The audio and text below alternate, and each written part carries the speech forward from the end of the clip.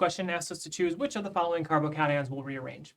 The ball always rolls downhill. A carbocation will only rearrange if it can rearrange to something more stable than the carbocation that it is currently. If we look at letter A, it is a secondary carbocation adjacent to a tertiary carbon. If a hydride shift were to occur, if we take this hydrogen and shift it over, the carbocation would move over to the tertiary position, and that would be more stable. So yes, I would expect carbocation A to rearrange. Carbocation B is a secondary carbocation next to a small strained ring. This 4-atom ring can open to a 5-atom ring, and that will shift the carbocation over to a tertiary position. It will increase stability by removing the ring strain of a small strained ring. So yes, I expect B to also undergo carbocation rearrangement. Structure C has a tertiary carbocation adjacent to 2 secondary carbons and a primary carbon.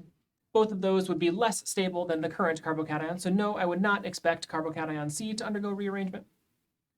Carbocation D is a secondary carbocation adjacent to 2 other secondary carbocations. Neither of those secondary carbocations are more stable than the original, so no, I would not expect D to rearrange as well. A and B will rearrange, C and D will not.